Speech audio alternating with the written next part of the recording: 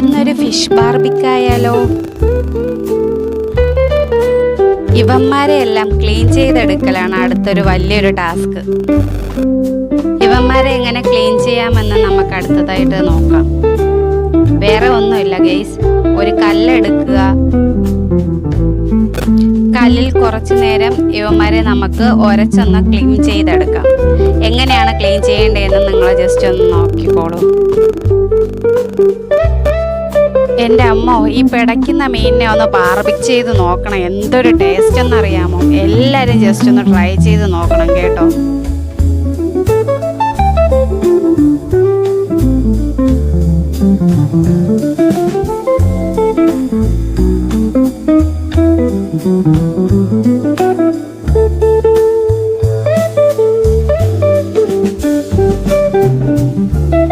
ഇനി വേറെ റിസ്ക് ഒന്നുമില്ല ഗൈസ്. ഈ ഫിഷിനെ എടുത്ത് ക്രോസ് ആയിട്ടൊന്ന് കട്ട് ചെയ്ത് തുറന്നൊന്ന് നമുക്ക് ജസ്റ്റ് ഒന്ന് വെക്കാം. വേറൊന്നിനുമല്ല, ഇതിനകത്തുള്ള ഫിഷിങ്സിൻ്റെ ഫീലിങ്സ് നിറയ്ക്കാൻ വേണ്ടിയിട്ടാണ് കേട്ടോ.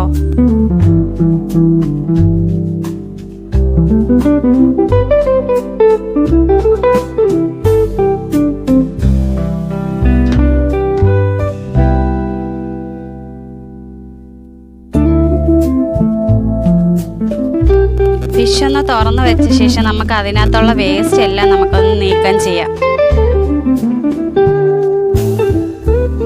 ആള് കിടക്കുന്ന കിടപ്പ് കണ്ടോ ഗെയ്സ്? നമുക്കിനി ബാർബിക്കിന് വേണ്ടിയിട്ടുള്ള മസാലക്കൂട്ടുകൾ തയ്യാറാക്കിയാലോ?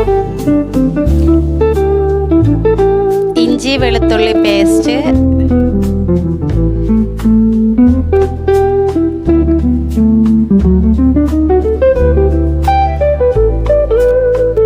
ആവശ്യത്തിനുള്ള മുളക് പൊടി,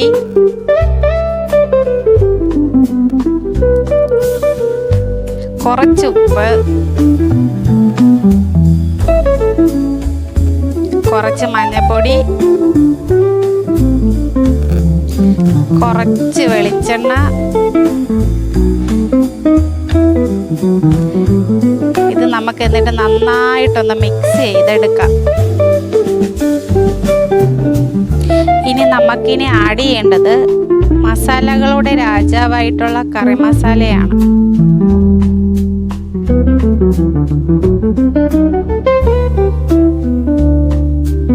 ഈ കൂട്ടിനെ ഇനി നമുക്ക് ഫിഷിലേക്ക് നല്ലതുപോലെ ചേർത്ത് കൊടുക്കാം.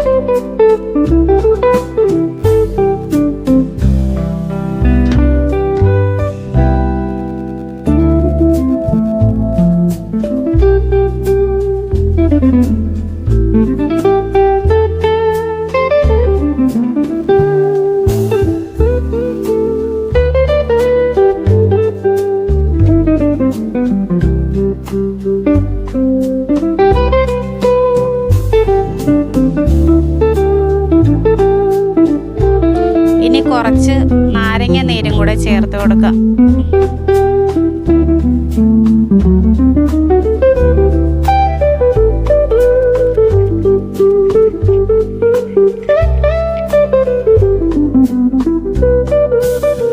പണി കഴിഞ്ഞു ഗേസ്, ഇത്രയേ ഉള്ളൂ. ഇനി ഗ്രില്ലെടുക്കുക, അടുപ്പിലേക്ക് വെക്കുക. ഇത് വേറെ ഒന്നുമല്ല ഗേസ്, ഇത് നെയ്യും വെളിച്ചെണ്ണയും കൂടെ ചേർത്തുള്ള മിക്സാണ് ഇതിൻ്റെ മുകളിൽ ഫ്ലേവറിന് വേണ്ടിയിട്ട് ചേർത്ത് കൊടുക്കുന്നത്.